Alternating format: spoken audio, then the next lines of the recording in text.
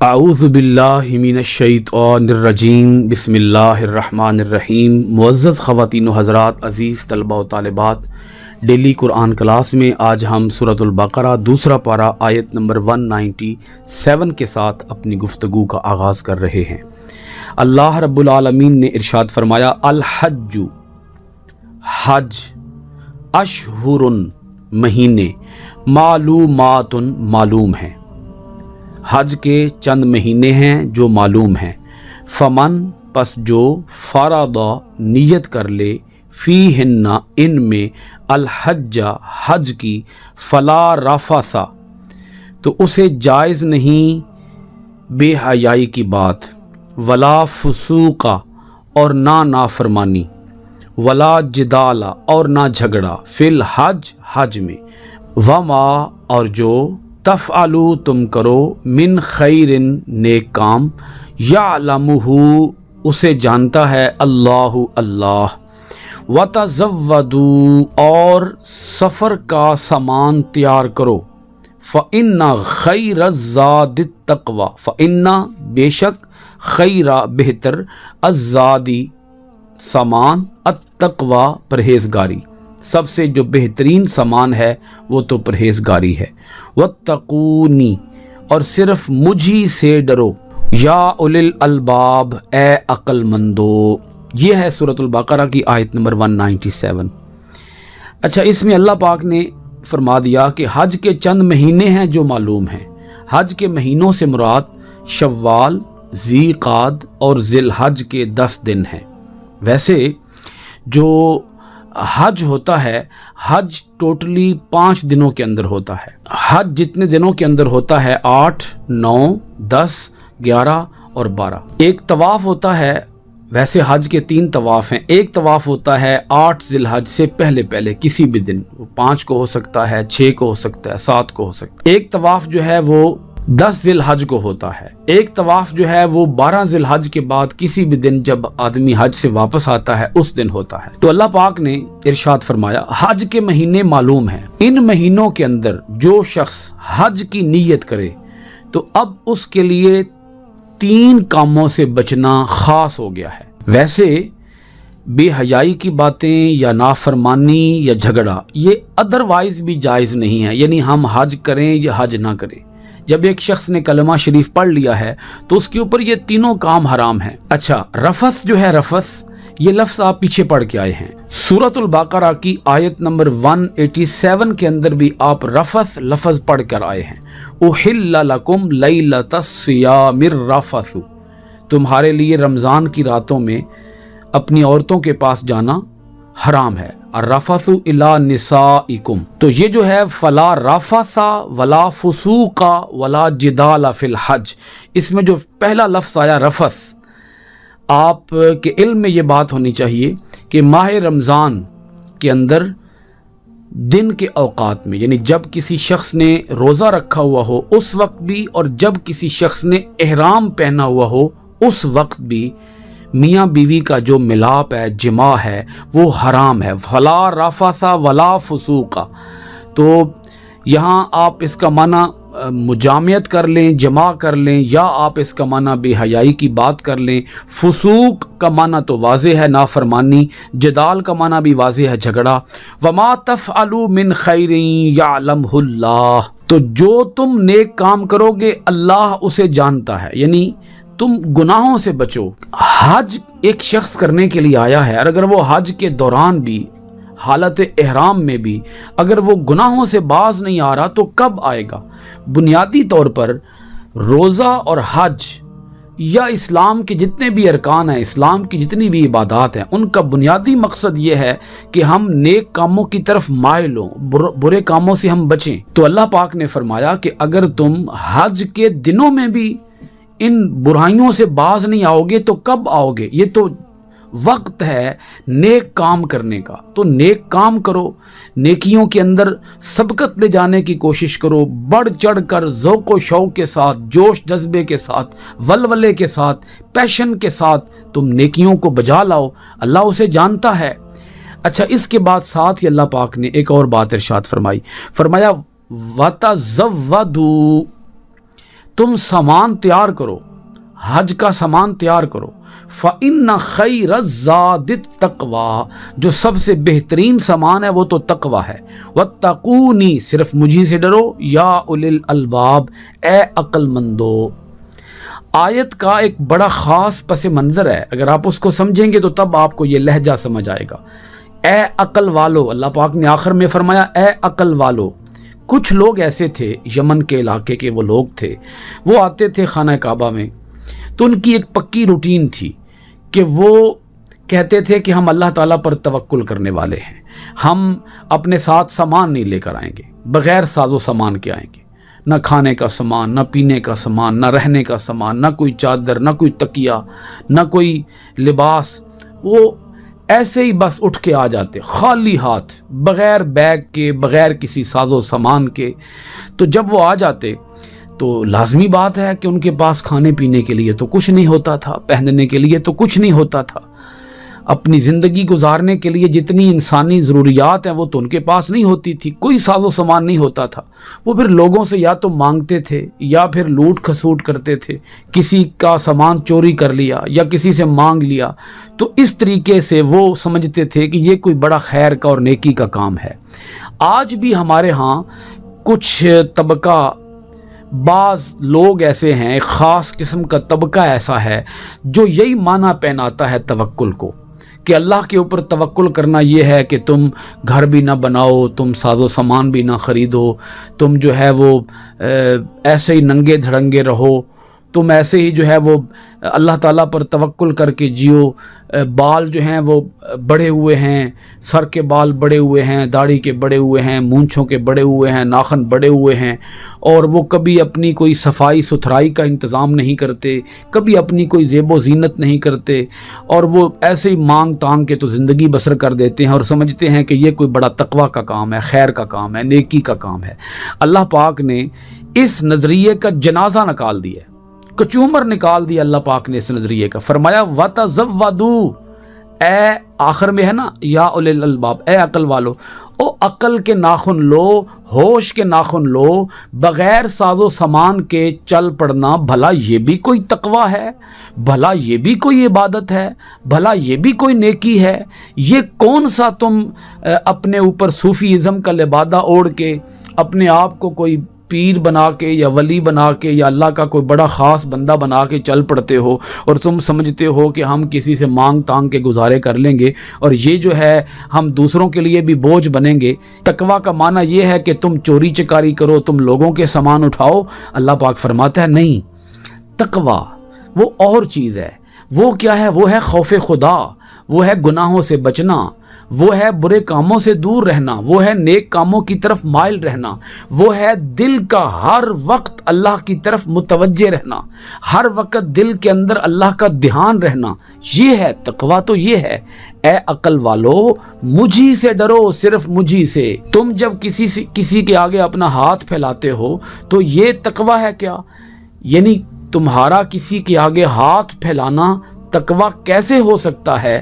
جو متقی شخص ہوتا ہے وہ تو اپنی محنت کی، اپنی مزدوری کی کمائی کماتا ہے، اس کے اندر خودداری ہوتی ہے، اس کے اندر عزت نفس ہوتی ہے، اس کے اندر سیلف ریسپیکٹ ہوتی ہے، وہ کشکول نہیں اٹھاتا، وہ کسی کے آگے ہاتھ نہیں پھیلاتا، وہ کسی کے آگے جھولی نہیں پھیلاتا، اس کی نظر دوسروں کے ساز و سامان پر نہیں ہوتی، اس کے پاس اپنا ساز و سامان ہوتا ہے اور اس کے ساتھ وہ نیک کاموں کو بجا لاتا ہے، عبادات کو بجا لاتا ہے۔ تو یہ ہے تقویٰ، تو یہ ہے۔ اسی کے ساتھ ہی اللہ پاک نے اس سے ریلیونٹ اگلی آیت بھی ہے جو اللہ پاک نے ایک اور نظریے کی تردید فرمائی۔ آیت کا ترجمہ پہلے سن لیں، آیت نمبر ہے 198۔ لیسا نہیں ہے، لیسا نہیں ہے، علیکم تم پر، جناحن کوئی حرج، ان کہ تبتغوا تم تلاش کرو، فضلاً فضل، من ربکم اپنے رب کی طرف سے یا اپنے رب کا فضل، فَإِذَا پس جب افضتم تم واپس پلٹو، من عرفات عرفات سے، فَاذْكُرُوا تو ذکر کرو، اللہ اللہ کا، عند المشعر الحرام مشعر حرام یعنی مزدلفہ کے پاس، اس سے مراد مزدلفہ ہے۔ وَاذْكُرُوهُ، اور اسی کا ذکر کرو، کما جس طرح کے ہداکم اس نے تمہیں سکھایا، وَإِن اور اگرچہ کنتم تم تھے، من قبلہ اس سے پہلے، لَمِنَ الضَّالِّينَ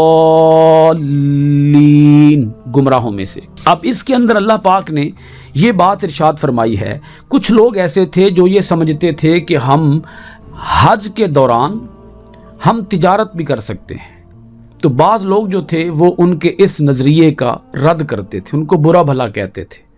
یہ ہمارے ہاں پنجابی زبان کے اندر ایک محاورہ بھی ہے، نالے حج نالے وپار، یعنی یہ کیا طریقہ ہے کہ تم حج بھی کرنے آ گئے ہو اور تم پیسے بھی کما رہے ہو۔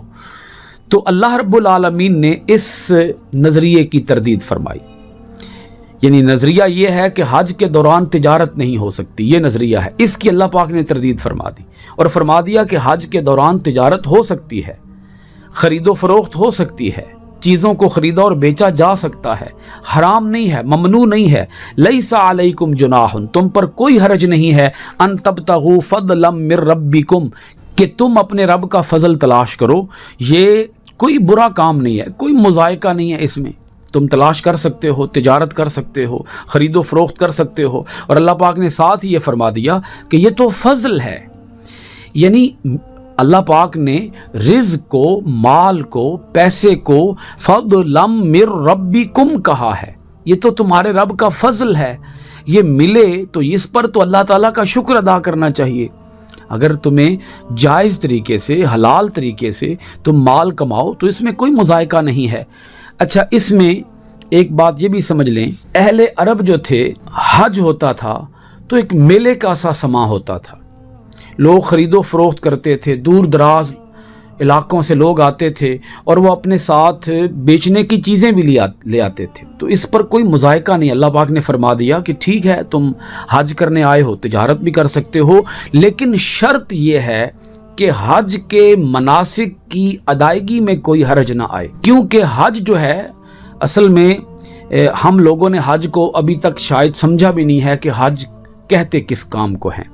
حج چونکہ میں بار بار بتا چکا ہوں پچھلی کلاسز کے اندر بھی، 5 دنوں کے اندر ہوتا ہے، تو حج 3 میدان ہیں جی، 3 میدان ہیں اور یہ تینوں میدان اکٹھے ہی آتے ہیں، یعنی ان کی حدیں آپس میں ملتی ہیں۔ پہلے منا آتا ہے، پھر مزدلفہ آتا ہے، اور پھر اس کے ساتھ ہی عرفات کا میدان آتا ہے۔ تو اس میں کوئی حرج نہیں کہ اگر ایک شخص ان تینوں میدانوں کے اندر وقوف کر رہا ہے، سٹے کر رہا ہے، تو سٹے کر رہا ہے اسی طریقے سے جس طریقے سے رسول پاک صلی اللہ علیہ وآلہ وسلم نے ہمیں ہدایت فرمائی ہے، جو سنت طریقہ ہے، اسی طریقے کے مطابق وہ تینوں میدانوں کے اندر سٹے کر رہا ہے، قیام کر رہا ہے، وہاں پہ وہ رہ رہا ہے، تو وہ ساتھ ساتھ تجارت کرنا چاہتا ہے، کر سکتا ہے، لیکن اسے ان مقررہ وقتوں میں اور مقررہ جگہوں پر رہنا ہوگا، پہنچنا ہوگا وہاں پر۔ مال جو ہے، مال یہ فی نفسی ہی کوئی بری چیز نہیں ہے، یہ بہت اچھی چیز ہے مال، کیونکہ مال ہو تو آدمی زکوٰۃ دے سکتا ہے، مال ہو تو آدمی صدقہ و خیرات کر سکتا ہے، مال ہو تو آدمی حج کر سکتا ہے، مال ہو تو آدمی جہاد کر سکتا ہے۔ تو مال کا ہونا اللہ تعالیٰ کی نعمت ہے، بری چیز نہیں ہے، لیکن مال اس وقت بری چیز ہے جب ایک انسان زکوٰۃ ادا نہ کرے، جب ایک انسان حج ادا نہ کرے، جب ایک انسان عمرہ ادا نہ کرے، جب ایک انسان جہاد نہ کرے، یعنی جتنے بھی نیک کام ہیں ان نیک کاموں سے وہ غافل ہو جائے، تو تب مال بری چیز ہے۔ ادروائز مال تو بہت اچھی چیز ہے، مال تو ہونا چاہیے، مال سے ہی سارے کام کاج ہوتے ہیں، مال کے بغیر تو ہم روٹی بھی نہیں کھا سکتے، مال کے بغیر تو ہم کپڑا بھی نہیں پہن سکتے۔ تو اللہ پاک نے اسے فضلا من ربکم فرما کر مال کو پسندیدہ قرار دیا کہ مال پسندیدہ چیز ہے، بری چیز نہیں ہے۔ پھر اللہ پاک نے ایک اور بات ارشاد فرمائی، فَإِذَا أَفَضْتُم مِّنْ عَرَفَاتٍ فَاذْكُرُوا اللَّهَ عِندَ الْمَشْعَرِ الْحَرَامِ، کہ جب تم عرفات سے واپس آؤ تو مشعر حرام کے پاس اللہ کا ذکر کرو۔ یہ چونکہ 3 میدان ہیں، پہلے آتا ہے منا، میں پہلے بھی بتا چکا ہوں، پہلے منا ہے، منا کے ساتھ ہی مزدلفہ ہے، اور مزدلفہ کے ساتھ ہی عرفات ہے۔